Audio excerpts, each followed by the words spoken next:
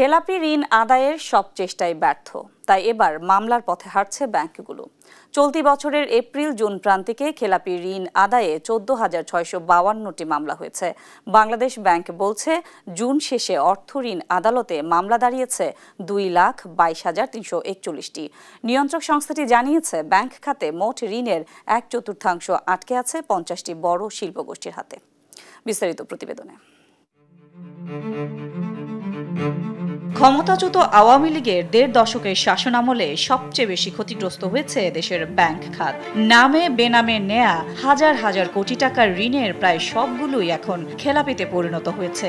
দেশের ব্যাংক খাতে খেলাপি ঋণের পরিমাণ ছাড়িয়েছে 6.5 লাখ কোটি টাকার বেশি। এদিকে ব্যাংক খাতের বর্তমান পরিস্থিতিও উদ্বেগজনক। বাংলাদেশ ব্যাংকের তথ্য বলছে, ব্যাংক খাতের মোট ঋণের 1/4 আছে 50টি বড় শিল্প গ্রুপের কাছে। জুন পর্যন্ত 50টি শিল্প গ্রুপের শুধু ফান্ডেড ঋণ ঠেকেছে 3,63,000 কোটি টাকায়। কেন্দ্রীয় ব্যাংক বলছে, বড় কর্পোরেট প্রতিষ্ঠান নিয়ে ব্যাংকগুলোর অসুস্থ প্রতিযোগিতাই এর প্রধান কারণ। প্রতিষ্ঠিত গ্রাহক তাদের ব্যাপারে ব্যাংকগুলোর মধ্যে প্রতিযোগিতা অনেক ক্ষেত্রে অসুস্থ প্রতিযোগিতার সৃষ্টি হয়। বলতে দ্বিধা নেই যে ব্যাংকগুলোর অসুস্থ প্রতিযোগিতার কারণে অনেক ভালো শিল্প গ্রুপ দুর্বল গ্রুপে পরিণত হয়েছে, অর্থাৎ তারা ওভার ফান্ডিং হয়েছে। যখন আপনার 10 টাকা প্রয়োজন, ব্যাংক তাকে 40 টাকা দিয়েছে, উনি বিনিয়োগ করেছে 10 টাকা, বাকি 30 টাকা মিসইউজ হয়েছে। কোনো নিয়ম কানুনের তোয়াক্কা না করে দেয়া এসব ঋণ এখন আর ফেরত পাচ্ছে না ব্যাংকগুলো। ঋণের অর্থ ফেরত পেতে সবশেষ আশ্রয় হিসেবে আদালতে দ্বারস্থ হয়েছেন। কঠোরভাবে মনিটর, সুপারভিশন এবং পারসুয়েশন করেও ঋণ আদায় করা সম্ভব হয় না। তখনই ব্যাংক বাধ্য হয় আইনগত পদক্ষেপ নেওয়ার। এবং আইনগত পদক্ষেপ কোনো ব্যাংক কিন্তু প্রথমেই তার গ্রাহক, যে গ্রাহককে সে ডেকে এনে ঋণ দিয়েছে, সেই গ্রাহকের সাথে সম্পর্ক সহজে খারাপ করতে চায় না। কিন্তু পরিস্থিতি যখন বাধ্য হয়, তখন সে আইনের আশ্রয় নিতে বাধ্য হয়। কেন্দ্রীয় ব্যাংকের তথ্য মতে, চলতি বছরের জুন শেষে অর্থ ঋণ আদালতে মোট মামলার সংখ্যা দাঁড়িয়েছে 2,22,341টি। এসব মামলায় আটকে আছে 4,07,435 কোটি টাকা। খেলাপি ঋণ আদায়ের সবচেয়ে বড় বাধা হিসেবে মামলা নিষ্পত্তিতে দীর্ঘসূত্রিতাকেই দায়ী করে আসছেন সংশ্লিষ্টরা। তাই খেলাপি আদায়ে প্রচলিত প্রথার বাইরে গিয়ে আন্তর্জাতিক পদ্ধতি ব্যবহারের পরামর্শ বিশ্লেষকদের। Alternative dispute resolution ADR concept চালু করতে হবে এবং সোশ্যাল হ্যারাসমেন্টের ব্যবস্থা করতে হবে। এবং আমার কাছে মনে হচ্ছে যে বড় বড় ঋণ খেলাপিদের যদি ট্রাইব্যুনাল গঠন করে যদি শাস্তি দেওয়া যেত তাহলে বাংলাদেশের খেলাপি ঋণ সামনের দিনে কিন্তু কমে আসতো। সাদিয়া লাবনী, দেশ টিভি, ঢাকা। দর্শক, ব্যাংকের ঋণ এবং খেলাপি ঋণ পরিস্থিতি নিয়ে আলোচনায় আমাদের সঙ্গে যুক্ত হচ্ছেন বিআইবিএম এর সাবেক মহাপরিচালক তৌফিক আহমদ চৌধুরী। আপনাকে স্বাগত দেশ বাণিজ্যে। Cultural ministry. আপনাদের ধন্যবাদ। জি, আমরা আসলে প্রতিবেদনেই দেখছিলাম যে ব্যাংক খাতের মোট ঋণের প্রায় 1/4 এখন আটকে আছে, কেন্দ্রীভূত আছে 50টি বড় শিল্প গ্রুপের কাছে। এই বিষয়টিকে আসলে আপনি কিভাবে দেখছেন?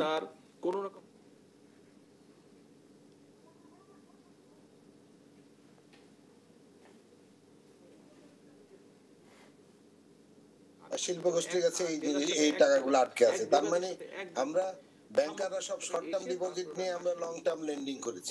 এটা তো একটা বড় ধরনের মিসম্যাচ। এখন যাই হোক, সমস্যা তো হচ্ছে এটা আমাদের বিগেস্ট প্রবলেম। এই এনপিএল গুলোতে আমাদের রিকভার করতে হবে, এটা তো আমাদের এটা। কিন্তু আমার কাছে মনে হয় যেন যে পলিসি মেকাররা বা আমাদের গভর্নমেন্ট বা আমাদের central bank, nobody is interested to recover this fund. এরা যদি এই এনপিএল সবাই বলে আমাদের মেইন প্রবলেম, কিন্তু এনপিএলটা কিভাবে রিকভার হবে, এটা কিভাবে উদ্ধার করে আনতে হবে। কারণ এনপিএল উদ্ধার করতে না পারলে ডেফিনেটলি আপনি আমাদের ব্যাংকিং সিস্টেম টার্ন অ্যারাউন্ড করবে না। কিন্তু সেই ধরনের সেই লক্ষ্যে কিন্তু আমরা খুব একটা এফেক্টিভ কোনো মেজার দেখছি না। এবং এই এনপিএল এর জন্য ব্যাংকগুলো দুর্দশাগ্রস্ত। এখন এই ব্যাংকগুলোকে ধরে ধরে মার্চ করা হচ্ছে, ধরে ধরে ওদের বোর্ড রিস্ট্রাকচার করা হচ্ছে। এগুলো তো প্রবলেম সলিউশন হবে না। আপনার প্রবলেমকে সলিউশন করতে হবে। এনপিএল ম্যানেজমেন্ট আরো স্ট্রঙ্গার করতে হবে। এনপিএল এর জন্য যারা দায়ী তাদেরকে ধরে ধরে শাস্তির ব্যবস্থা করতে হবে। দরকার আইসিটির মতো একটা আলাদা একটা আইন করে, আলাদা ট্রাইব্যুনাল করে তাদের বিচারের ব্যবস্থা করতে হবে। এই ভদ্রলোকগুলোকে যদি বিচারের আওতায় না হয়, তা ভবিষ্যতে মানে মানে যারা নাকি ডিফল্টার তাদের জন্য কোনো লার্নিং থাকলো না, কোনো লেসন থাকবে না। এখন তো আমরা দেখছি যে জি, এখন আমরা দেখছি যে খেলাপি আদায়ে সব ধরনের চেষ্টা ব্যর্থ হওয়ার কারণে এখন হচ্ছে মামলা করছে ব্যাংকগুলো। এই মামলা দিয়ে কি আসলে খেলাপির টাকা মামলার জন্য ব্যবসায়ীরা সব মামলার জন্য বসে থাকে। ইভেন অনেক সময় আমি শুনেছি ব্যবসায়ীরা ব্যাংকারদের বলে, জান ভাই একটা মামলা করে দেন, কারণ ওরা তো জানে মামলা করলে একটা দীর্ঘ প্রসেস, সুতরাং এখানে তাদেরই জয়লাভ হবে। কারণ আমরা ইংরেজিতে বলি যে there is no recourse on the part of the lender on the borrower. মানে আমাদের লিগাল স্ট্রাকচারটা এমনই, এটা শুধু বরোয়ারদেরই ফেভার করে, লেন্ডারদেরকে ফেভার করে না। সেই জন্য লেন্ডাররা চাইতে মামলা হোক, তাই না? মামলা এসব তো মামলা হোক, আমি সেটাই বলছি।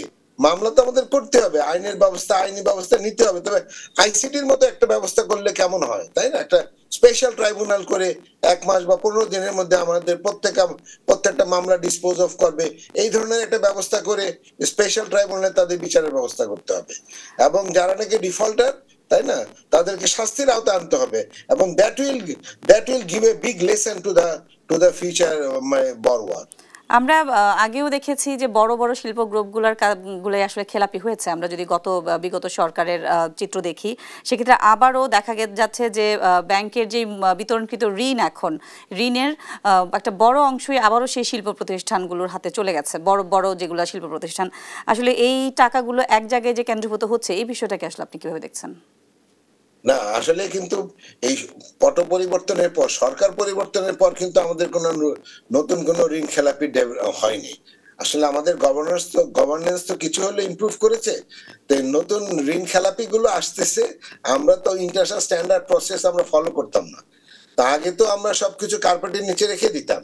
এখন তো বাংলাদেশ ব্যাংকের নতুন গভর্নর আসার পর উনি বলেছে যে I am going to follow international standard practice, মানে the practice which has been given by the Basel committee. তো আমি সেটা ফলো করতে যাচ্ছি। তো ওইটা ফলো করতে যাই এখন নতুন আপনার ঋণ সব আপনার খেলাপি হয়ে বেরিয়ে আসতেছে। তো এটা একেবারে খারাপ না, কারণ খেলাপি ঋণকে অ্যাড্রেস করতে গেলে আপনার খেলাপি ঋণের গভীরতা বা প্রবলেমের গভীরতাটা আপনাকে জানতে হবে। আমরা তো আগে ইন্টারন্যাশনাল স্ট্যান্ডার্ড মেজার্স আমরা ফলো করতাম না, এখন আমরা ফলো করছি। সুতরাং ফলো করার ফলে আপনার খেলাপি ঋণটা আমাদের বেড়ে যাচ্ছে। আর তাছাড়া ইন্টারেস্ট তো জমা হচ্ছে, যার জন্য আপনার অটোমেটিক্যালি এগুলা বেড়ে চলছে। তো যাই হোক, খেলাপি ঋণটাকে অ্যাড্রেস করতেই হবে। এখন যদি আপনি প্রশ্ন করেন কিভাবে অ্যাড্রেস করব, তো এটা অ্যাড্রেস করার জন্য বিভিন্ন কথাবার্তা বলা হয়েছে। আমরা সবসময় বলেছি যে খেলাপি ঋণ গ্রহীতা পুরো খেলাপি ঋণটাকে 2 ভাগে ভাগ করতে হবে, একটা ইচ্ছাকৃত খেলাপি, একটা অনিচ্ছাকৃত খেলাপি। অনিচ্ছাকৃত খেলাপিটা আমরা আদায় করতে পারবো, এবং অনিচ্ছাকৃত খেলাপিদের কাছ থেকে টাকা আদায় করার জন্য একবার খালি বললেই হবে না, সেখানেও আমাদের ব্যাংকগুলোকে বা সেন্ট্রাল ব্যাংকে অনেক ধরনের প্রয়াস নিতে হবে। অনিচ্ছাকৃত ঋণগুলো আদায় করার জন্য প্রত্যেকটা ব্যাংকে একটা লোন ওয়ার্কআউট ডিপার্টমেন্ট করতে হবে। তারা প্রত্যেকটা ডিফল্টারের সাথে বসবে, তার কারণগুলো খুঁজে বের করবে, অ্যাকর্ডিংলি মেজার্স গুলো নিবে। কারণ মেজার্স গুলো সবার জন্য ইউনিফর্ম হবে না, বাট ইচ্ছাকৃত খেলাপিদের জন্য, তাই না, যারা মেইনলি বড় বড় কর্পোরেট, তাদের জন্য আপনার ডেফিনেটলি গভর্নমেন্ট মেজার্স বা অ্যাডমিনিস্ট্রেটিভ মেজার্স হলে মোর ইম্পর্টেন্ট। আমাদেরকে গতকাল কেন্দ্রীয় ব্যাংক মুখপাত্র যেটা বলেছেন, আমি সেই কথাটা আপনাকে বলি। উনি বলেছেন যে বড় কর্পোরেট প্রতিষ্ঠানগুলোকে ঋণ দিতে ব্যাংকগুলোর মধ্যে একটা অসুস্থ প্রতিযোগিতা চলে। তারা যদি 10 টাকা চায়, দেখা যায় যে ব্যাংকগুলো তাদেরকে 40 টাকা পর্যন্ত দিয়ে বসে আছে। আসলে এর থেকে আমরা কিভাবে বের হব? না, এই অসুস্থ প্রতিযোগিতার জন্য আমাদের ব্যাংকিং পলিসি, সেন্ট্রাল ব্যাংকের মনিটরিং সবাই দায়ী এগুলোর জন্য, তাই না? আমরা কি কম বলেছি? আসলে এই প্রত্যেকটা বড় বড় কর্পোরেট, আমাদের প্রত্যেকটা ব্যাংক এক্সপোজার নিয়ে বসে আছে। এক্সপোজার নিয়ে বসে থাকার ফলে হবে কি, মানে একটা বড় কর্পোরেট মনে করেন, তাই না, একটা বড়, তার হয়তো বা ঋণের দরকার 100 টাকা, এটা একটা ব্যাংক 2টা ব্যাংক দিলে কিন্তু এনাফ। কিন্তু আমরা এখানে 10টা ব্যাংক তার উপর এক্সপোজার নিয়ে বসেছি, তাকে আমরা ঋণ দিয়ে ফেললাম 500 টাকা। তো 500 টাকা ঋণ দিলে বাকি 400 টাকা তার ফাও ইনকাম, তখন ওইটাকে সে ডাইভার্ট করে দেশের বাইরে পাঠিয়ে দেয়। সুতরাং এই নিয়ম নীতিটা আমাদের চেঞ্জ করতে হবে, যে প্রত্যেকটা কর্পোরেটের উপরে সবগুলো ব্যাংক একসাথে এক্সপোজার নিতে পারবে না। যদি নেয়ও, কোন অবস্থাতে, পৃথিবীর সব দেশে যেটা করে, কোন অবস্থাতে ব্যাংকের exposure over the corporate cannot exceed his আপনার অ্যাসেট, তার অ্যাসেটকে কখনো এক্সিড করবে না। কিন্তু আমরা তখন 10টা ব্যাংক মিলে তাকে 1000 কোটি টাকা আমরা ফাইন্যান্স করছো, তার অ্যাসেটই আছে টোটাল 500 কোটি টাকা। তো সুতরাং সেটা আপনাকে দেখতে হবে। আর সেকেন্ডলি এই যে আমাদের এই যে বড় বড় ঋণ গ্রহীতারা চাপ দিয়ে, পলিটিক্যাল প্রেসার দিয়ে বা বিভিন্ন ভাবে চাপ দিয়ে তাদের লোনগুলো যে আপনার রিশিডিউল করে নেয়, এই রিশিডিউলিংটা বন্ধ করতে হবে। এবং পৃথিবীর অনেক দেশেই রিশিডিউল লোন কিন্তু তার স্ট্যাটাস চেঞ্জ করে না, মানে reschedule loan will also be considered as a classified loan. Reschedule করলে এই লোনটা রেগুলার হয় না। জি, আসলে আপনার দৃষ্টিতে এখন, জি আপনার দৃষ্টিতে বর্তমানে, জি আপনার দৃষ্টিতে বর্তমানে ব্যাংক খাতের যে পরিস্থিতি, এটা একটু বিশ্লেষণ করে খুবই ছোট করে, আমাদের একদম সময় প্রায় শেষ। কি সাজেশনের কথা বলেন? জি জি, ব্যাংক খাতের এখনকার পরিস্থিতি আসলে আমি তো এতক্ষণ বলছি যে আমাদের এর থেকে অতিক্রম বেরিয়ে আসতে হবে। তার জন্য আপনার সম্পূর্ণ খেলাপি ঋণ গ্রহীতাদের দুই ভাগে ভাগ করতে হবে, আপনার উইলফুল ডিফল্টার, আনউইলফুল ডিফল্টার। উইলফুল ডিফল্টারদের জন্য আপনার শুধুমাত্র ব্যাংকিং মেজার্সে হবে না, সেখানে অ্যাডমিনিস্ট্রেটিভ মেজার্সের দরকার হবে। আর আনউইলফুল ডিফল্টারদের জন্য আপনি দেয়ার আর লট অফ ব্যাংকিং মেজার যেগুলো অ্যাপ্লাই করে আমরা অনায়াসে তাদের টাকা উদ্ধার করতে পারবো। জি, আপনাকে অসংখ্য ধন্যবাদ আমাদের সাথে যুক্ত হওয়ার জন্য।